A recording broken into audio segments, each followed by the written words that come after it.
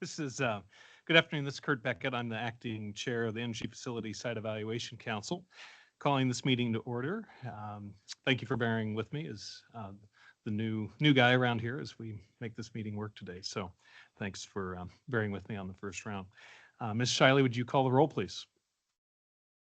Of course. For the Department of Commerce. Elizabeth Osborne, present. Thank you. Department of Ecology. Eli Levitt, present, online. Thank you. Department of Fish and Wildlife. Okay. Department of Natural Resources. Lena Young, present. Utilities and Transportation Commission. Stacy Brewster, present. For local government and optional state agencies for the Watoma Solar Project for Benton County, Dave Sharp. And for the Washington State Department of Transportation, Paul Gonseth.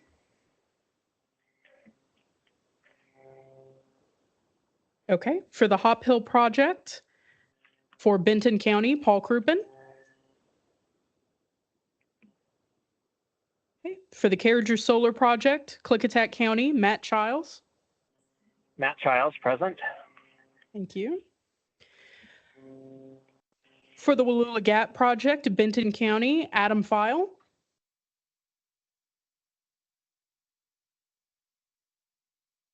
Okay, for the GoldenEye Best Project, Skagit County, Robbie Eckroth. Robbie Eckroth, present. Thank you. For the Assistant Attorney General, who do we have present? John Thompson?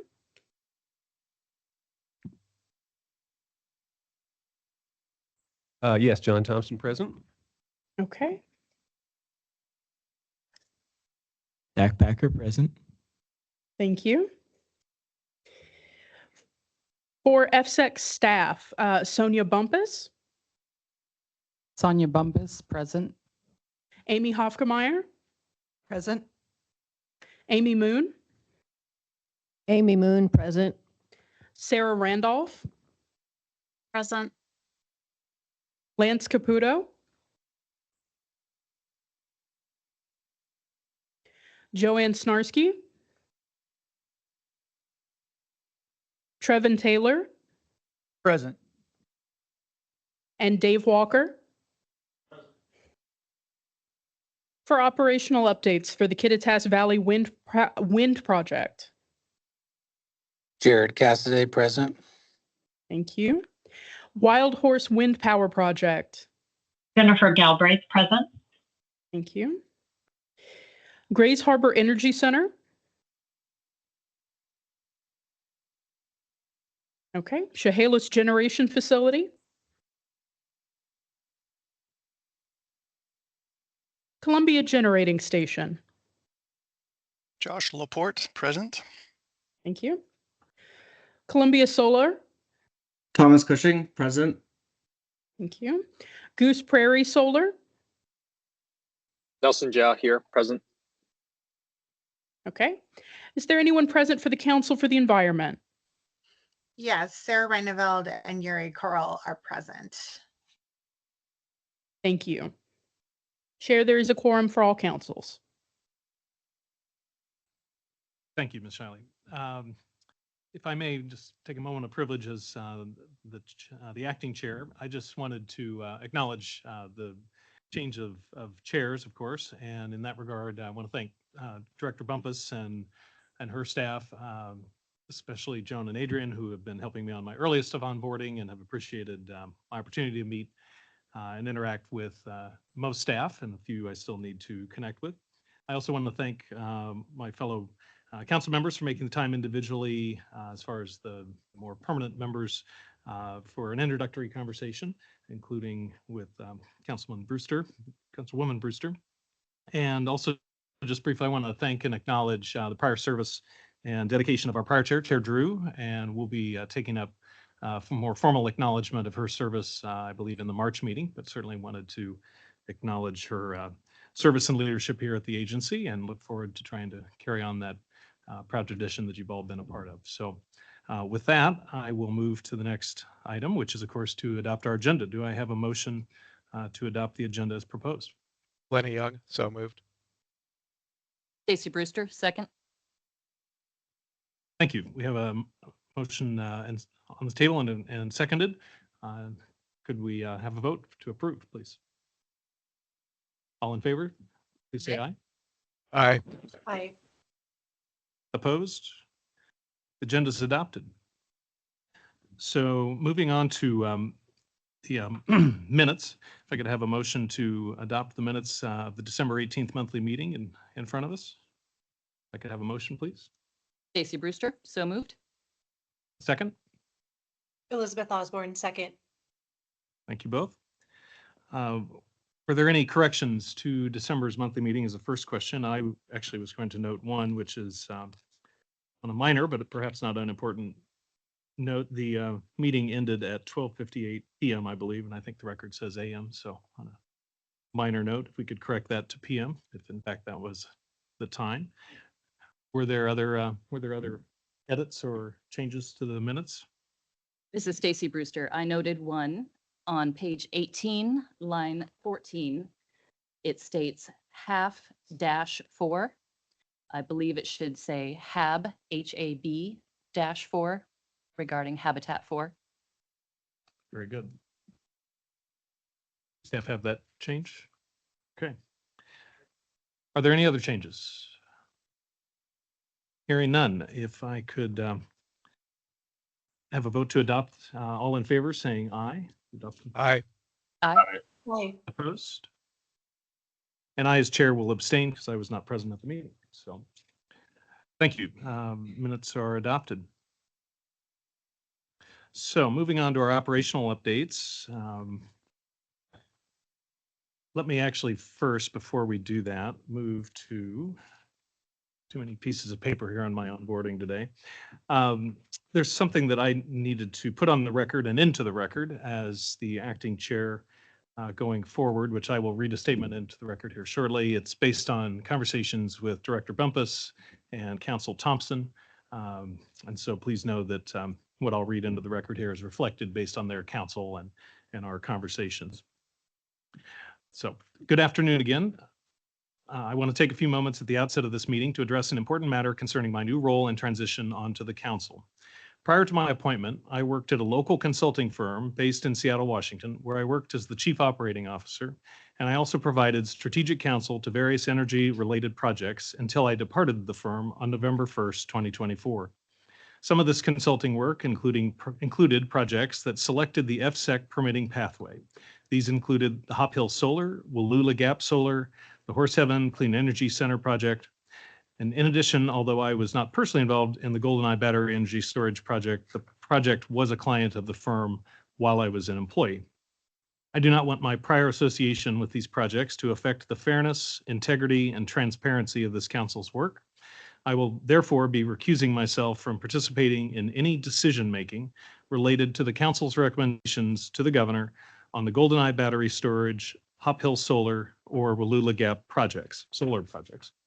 I will also recuse myself from council decision-making related to mitigation measures and remaining project design, construction, and micrositing for the Horseheaven Clean Energy Center project. This means that I will not actively participate in the adjudicative hearings or the council's development of adjudicative orders on these project matters. When an open meeting action item comes up on one of those projects, as the council's vote on the draft land use consistency order is slated to do today, I will exercise my authority to appoint a fellow council member to serve as chair in my absence for that part of the agenda. Today, I will pass the gavel to the longest-serving council member, Stacy Brewster, the appointee for the Utilities and Transportation Commission. She may then guide the council's deliberations on that topic, including calling for motions and votes as she deems appropriate. My sincere appreciation and thanks to Councilmember Brewster for her willingness to take on these added responsibilities. Recusal is both a standard and essential step to support public confidence in the council's proceedings and to uphold the highest ethical standards. My decision is rooted in a commitment to ensuring that all projects are reviewed objectively and free from any perceived prejudgment or bias. Let me assure you that while I will not be involved in the decision-making for these specific projects, I remain fully committed to supporting the council's broader mission of ensuring responsible and thorough evaluation of energy facility proposals and full consideration of all constituencies' perspectives. I want to thank my fellow council members for their understanding and support of these transitional measures and related time therein taken out of the meeting. So with that read into the record, and certainly available for anyone that wishes to find me about any of those topics. And with that, we will proceed with the operational project updates. First of which, for our normal order, is the Kittitas Valley Wind Project. Mr. Castay. Yeah, good afternoon, FSEC Council and staff. This is Jared Cassidy with EDP Renewables for the Kittitas Valley Wind Power Projects. For the month of December, we had nothing non-routine to report for the period. And do you want me to report for January as well right now, or are we doing that later? Please proceed on reporting January. Thank you. Okay, for January 25, we also had nothing non-routine to report for the period. Very well. Thank you. Thank you. Moving on to the Wild Horse Wind Project. Ms. Galbraith. Yes, thank you, Chair Beckett, council members and staff. This is Jennifer Galbraith with Puget Sound Energy representing the Wild Horse Wind Facility. For the month of December 2024, we had one non-routine update. The Wild Horse Technical Advisory Committee met via conference call on December 18th for the annual meeting. This was an informational meeting. There were no items that required formal actions or recommendations from the TAC for the council's consideration. And then for January 2025, I have no non-routine updates. Very well. Thank you. Moving on then, and again, if there are questions from other council members, please speak up. Otherwise, I'll keep proceeding through the order. Next is the Chehalis Generation Facility. Mr. Smith.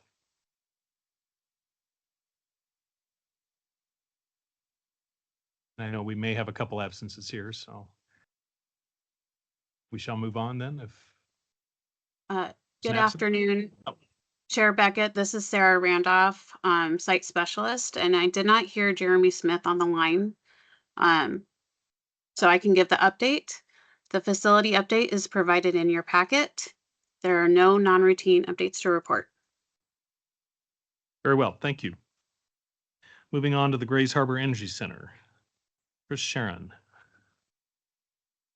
Good afternoon, Chair, council members, and FSEC staff. This is Chris Sharon, the plant manager from Grays Harbor Energy Center. And for the months of December and January, we didn't have any non-routine items to report. Very well, thank you. Columbia Solar, Mr. Cushing. Good afternoon, Chair Beckett, FSEC staff. This is Thomas Cushing for Columbia Solar. There are no non-routine updates to report for both January and February. Very well, thank you. The Columbia Generating Station, Mr. Laporte. Good afternoon, Chair Beckett. This is Josh Laporte speaking on behalf of Energy Northwest's Columbia Generating Station and Washington Nuclear Projects 1 and 4. I'll start with December 2024. On November 18th, 2024, the Washington Department of Ecology issued a final summary and closed their situation report for the September 18th, 2024 5-day report that Energy Northwest submitted to FSEC and Ecology, but later retracted on October 9th, 2024. After that spill pathway from the reactor feedwater turbine heat exchanger was confirmed to not impact the Columbia River. Energy Northwest has an ongoing internal causal analysis of the operational and human performance indicators during this event. During our outage 27, Energy Northwest will be opening, cleaning, inspecting, and testing as necessary the reactor feedwater systems. For the June 13th, 2023 oil spill that was reported to Ecology and FSEC, Energy Northwest received and paid Ecology's invoice for penalty and reimbursement of the state's expenses. There are no additional actions anticipated from this event. For Washington Nuclear Power Projects 1 and 4, the post-closure plan for the Industrial Development Complex Limited Purpose Landfill was approved by Ecology and FSEC on December 23rd, 2024. And then I'll move on to January 2025. There are no updates for the Columbia Generating Station. For the Washington Nuclear Power Projects 1 and 4, Energy Northwest has entered into the bidding process for the Industrial Development Complex landfill closure construction. Very well, thank you. Moving on to the Goose Prairie Solar Project. Nelson Gio. Hello. So reporting for the previous months, starting with December, we had roughly 2,657 megawatt hours produced. No major outages or major maintenance events to report. Moving to environmental and safety compliance, nothing major here to report as well, other than that we continue our stormwater pollution inspections. And as well as that, we have submitted several plans back in December, more specifically site security plans to FSEC, stormwater pollution prevention plans, spill prevention, emergency plans, fire control plan, and our site security plan. I guess in more exciting news, with upcoming projects with our Goose Prairie Solar, our development team is in the feasibility stage of potentially exploring the opportunity to install a battery energy storage system at the site as well to complement the solar. And then lastly, in the month of December, we officially transitioned over from construction to operations. So just listing myself as the person who will continue to provide these updates, as well as we have set up an email address for the general public to provide any questions, comments, or concerns. Very good. Thank you for the update. No problem. And then we can move to the next month. Oh, I'm sorry. Yes, please do. Yes. So for January, much more favorable generation month, almost doubling up to 5,878 megawatt hours produced. We did have one period where we did send some inverters offline, and that was for our lockout tagout procedure. This was more for our on-site technicians to verify the procedure to follow for future events that a lot of procedures need to be included. On top of that, we do have a couple, 4 inverters specifically, that continue to be offline. And this is just waiting for breaker parts to arrive for us to install. On an environmental compliance side of things, I think most notably to make a note of is that we had a discussion with FSEC with regards to amending our lease, and this is for habitat restoration and our mitigation plan. So more specifically, we are leasing a parcel of land, and that land is going to be used for habitat restoration and mitigation. After discussing with the landowner, we've decided to amend the lease agreement and to encompass a different parcel of land. It's still within our project boundaries, and the acreage remains the same. However, it's just a different parcel to accommodate the calving pasture that exists in the initial area. So we've ran this plan by FSEC, and that has been approved. And so we are underway in terms of getting a new survey and setting up the new lease agreement. From a safety compliance side, we have nothing to update. And in terms of others, nothing else to update as well. So thank you. Thank you. Moving on to High Top Solar. Ms. Randolph. Good afternoon, Chair Beckett, council members and staff. For the record, this is Sarah Randolph, site specialist for Ostria. FSEC staff approved pre-construction plans on February 10th with a kickoff meeting today and construction beginning on February 24th. We have no other updates to report at this time. Was that the update for Austria? And Yes. Very well. And then could you also update on High Top Solar? Certainly. Thank you. Again, for the record, this is Sarah Randolph, Site Specialist for High Top. Because the project has had no FSEC activity for a prolonged period, next month we will take off of the agenda, then put back on when they resume coordination with our office. We have no other updates to report at this time. Very well, thank you. Watoma Solar, Joanne Snarski. And Lance Caputo. Or Lance Caputo. Chair Beckett and council members, for the record, my name is Lance Caputo, siting specialist for the Watoma Solar Energy Project. In accordance with the requirements of Chapter 463, 30, 335 of the Washington Administrative Code, Benton County filed a petition on December 12, 2024 with the council for reconsideration of the council's decisions to recommend to the governor approval of the Watoma Solar Energy Project's draft site certification agreement and recommendation for preemption of the county's land use provisions. The council reviewed the petition and subsequently denied the council's request. On January 9th, 2025, Governor Inslee signed and executed the site certification agreement.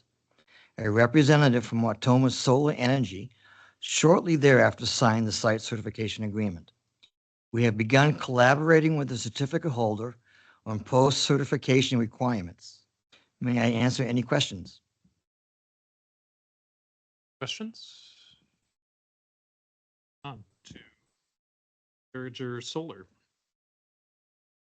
Thank you, Chair Beckett and council members. For the record, this is Joanne Snarski, the siting specialist for Carriager Solar. In October, staff received a confidential report from the Yakima Nation regarding their assessment of traditional cultural properties, or TCPs, impacted by the potential development of the Carriager Solar facility. FSEC is working in coordination with the Yakima Nation Cultural Resources Program staff and the developer, which is Cypress Creek Renewables, to identify potential mitigation and inform our SEPA threshold determination. May I answer any questions? Questions? Hearing none. Thank you. Moving on to the Horse Heaven Wind Farm, Amy Moon. Good afternoon, Council Chair Beckett and FSEC council members. For the record, this is Amy Moon reporting on the Horse Heaven Wind Project. In accordance with the site certificate agreement, Article 4G, Article 4 is plans, approvals, and actions required prior to construction. FSEC staff and the certificate holder developed the rules of procedure for the pre-operational technical advisory group, which is abbreviated to the acronym PTAG or PTAG. These rules of procedure include the list of PTAG participants. The certificate holder is actively working to confirm member representatives and to convene as a group in early to mid-March. Does the council have any questions? Council? Hearing none. Thank you. Moving on to Hop Hill Solar, Trevin Taylor. Hello, this is Trevin Taylor for John Barnes, the assigned site specialist for Hop Hill application. We continue to coordinate and review the application with our contractor, contracted agencies, and tribal governments. There are no further updates at this time. Are there any questions? Okay, moving on. Also, Trevin, to Wallula Gap, please. For the record, this is Trevin Taylor for John Barnes, the assigned siting specialist for the Wallula Gap application. We continue to coordinate and review the application with our contractors, contracted agencies, and tribal governments. There are no further updates at this time. Are there any questions? Hearing none. So let me move us on then to the GoldenEye BESS project, again, battery energy storage system for new folks unfamiliar with that term. And Joanne Snarski will be providing a project update. I will also, before turning it over to Joanne, going ahead and be recusing myself, as I said, from this discussion voting, and I will use my statutory authority to designate Stacy Brewster as the acting chair for this action item. And With that, Chair Brewster preside. Thank you so much. I will proceed. On August 13th, 2024, FSEC held a public informational hearing followed by a land use consistency hearing in Sedro-Woolley Community Center in Sedro-Woolley. In addition to oral and written comments received during the August 2024 land use consistency hearing, FSEC opened a public comment period from December 11th through December 15th to seek comment on the proposed draft order determining land use consistency. Through public comments received, FSEC was notified of an error on the public comment website stating an incorrect period for comment submission. As a result, during the December monthly council meeting, an extension to the public comment period was proposed by staff and agreed to by the council. The additional comment period for review of the draft order was opened again between January 6th through January 12th, 2025, prior to the next scheduled date for council action. Approximately 22 comments were received during the initial December comment period. 55 additional comments were submitted during the January comment period. A copy of the draft order, along with suggested edits prompted by the comments received, can be found in your briefing packet. The suggested additions to the text can be found primarily under the sections titled Public Comments, Applicable Skagit County Codes, and Conclusions of Law. Many comments were not pertinent to the topic of land use consistency. Those comments were primarily directed at environmental impact and public safety concerns from the proposed battery energy storage system. And the additional comments were also addressed towards the elimination of the agricultural potential of the proposal on the selected site. Those concerns are addressed with some proposed additional text under Conclusion of Law 11. Comments relevant to the issue of land use consistency concerned land use code updates adopted by Skagit County in November 2024, which prohibit special use permits on agricultural natural resource zoned land for major utility developments that involve the generation of storage or electricity. Discussion of this code amendment was added to paragraph 31 under applicable county codes and under Conclusions of Law 4, 8, and 12. Several commenters also referenced case law concerning local government's implementation of the Growth Management Act. A discussion of the applicability of that case law to this land use consistency determination can be found in Conclusion of Law 7.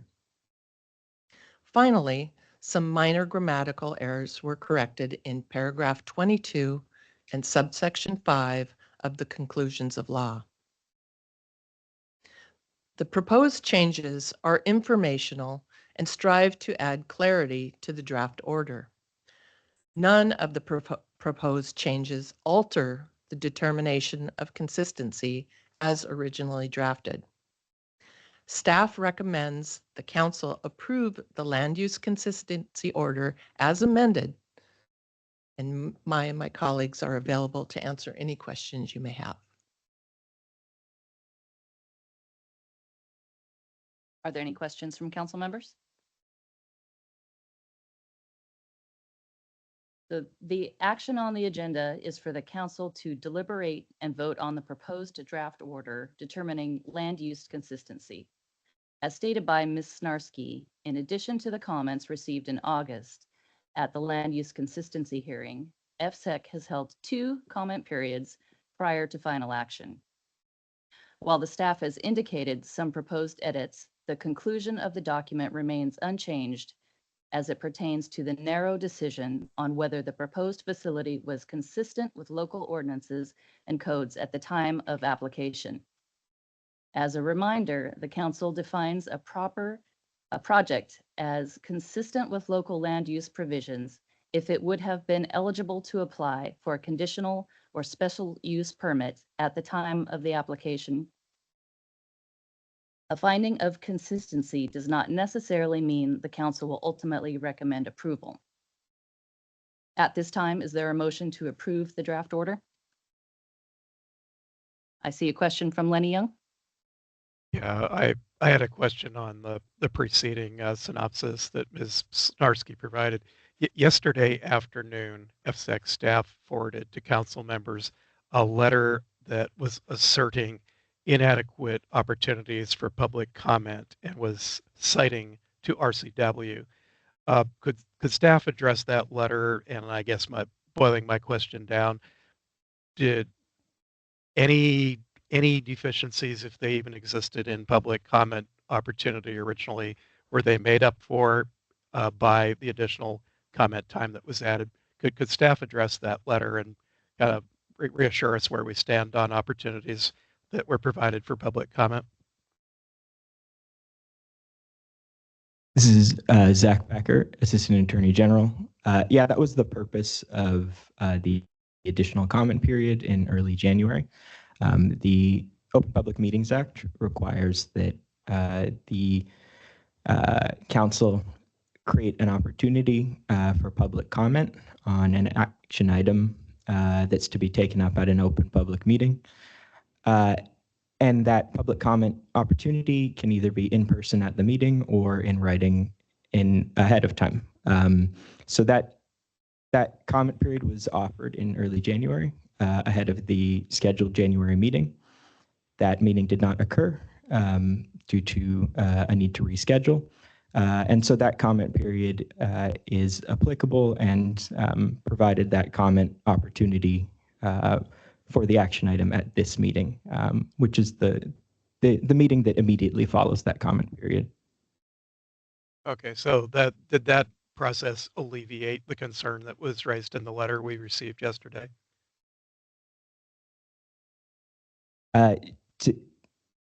I don't have that letter in front of me, and so I can't remember whether that's the only concern that was raised. But in terms of the opportunity to comment on the council's decision on the land use consistency order today, I believe so. Thank you.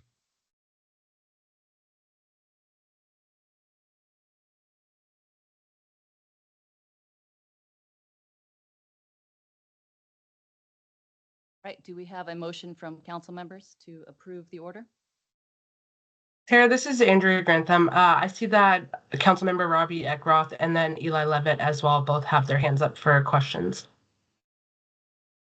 Thank you. Thank you. I was just wondering if there would be opportunity for discussion after a motion's made. Yes, there will. Thank you. Mr. Levitt? Yeah, I guess I'm just curious if staff could summarize how long each comment period was open.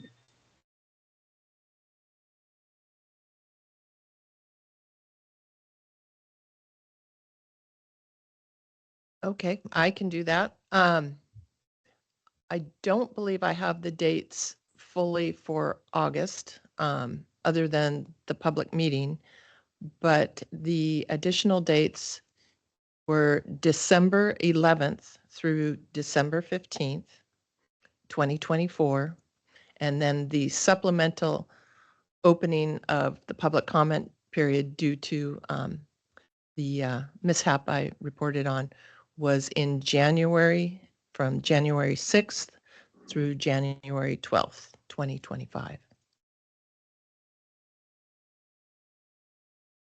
Thank you.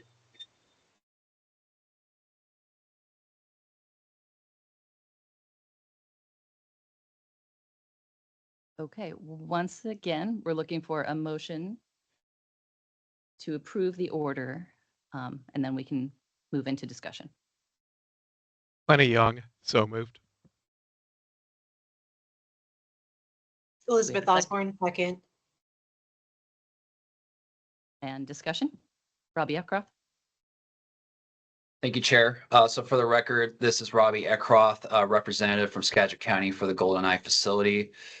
So when the GoldenEye Battery Energy Storage System facility application was submitted, Skagit County Code 1416-400, subsection 4H, allowed major utility developments where there is no other viable parcel or non-agricultural designated land to serve the affected area. Part of the requirement of the use is that an analysis of alternatives to the development of the utility and the natural resource land be provided. So my interpretation of this code is that it's a requirement of the use and not necessarily a development standard or other criteria.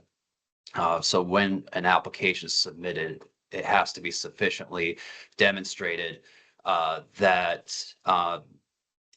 there is no other viable parcel. So since it's a requirement to be considered for a hearing examiner special use, the applicant holds the burden to supply sufficient alternatives analysis to be considered consistent with the local land use code and to be considered an allowed use in the agricultural natural resource zone in Skagit County. The alternatives analysis that was submitted only reviewed a 1 mile radius around one substation and never explained in the analysis why the facility needs to be connected to that particular substation. The analysis should have also included other substations in the county and possibly outside of the county.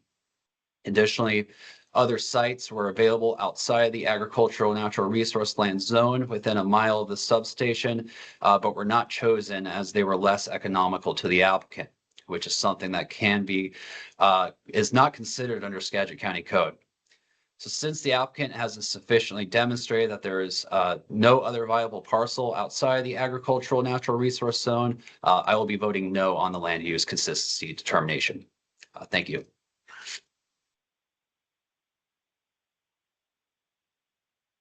Any other comments from council members?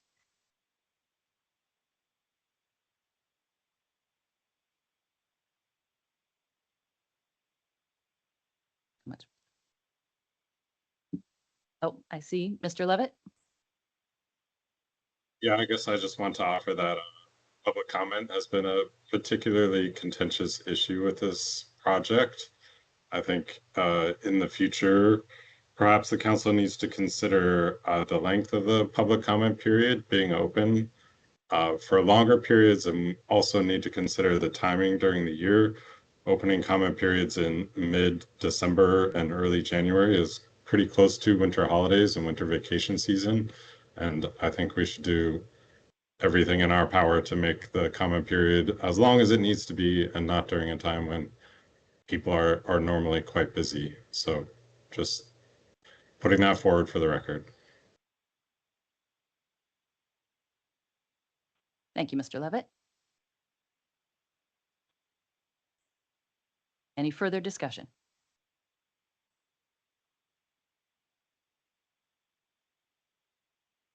All those in favor of approving the order, please say aye.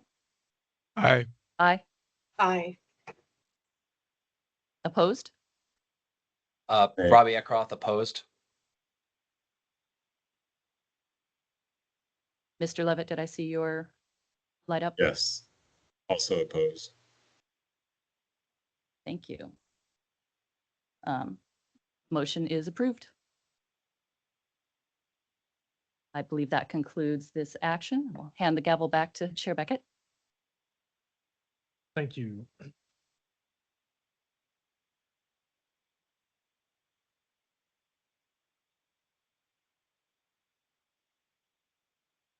Okay, Sticky Bit. Thank you again for stepping in. That concludes our facility updates, I believe. And that would take us to moving on to a staff update from Ms. Bumpus. Thank you. Cost allocation and one other item, but please, direction. Thank you, Chair Beckett and council members. For the record, this is Sonia Bumpus. I just wanted to take a moment to welcome Dave Walker back to FSEC. Dave helped FSEC, I think he left about 10 months ago, but he was here during FSEC's transition as we stood up as an independent agency in 2022. And we're really happy to have him come back and work with us. Martin McMurray has taken another position, and so Dave will be filling in and helping as we undertake hiring and recruitment for Martin's position. So just join me in welcoming Dave. We're really glad he came back to help us out. I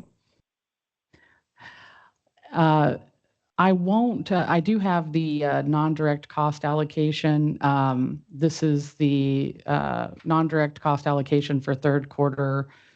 But this list is just getting longer and longer. I won't read these off, but it is in your packet for review, and it's also available in the packets on the FSEC website. Do council members have any questions?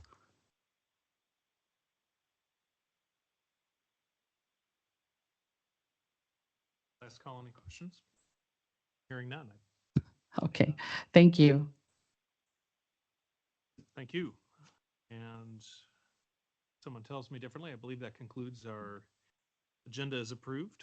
And with that, at 2:12 p.m., this meeting is adjourned.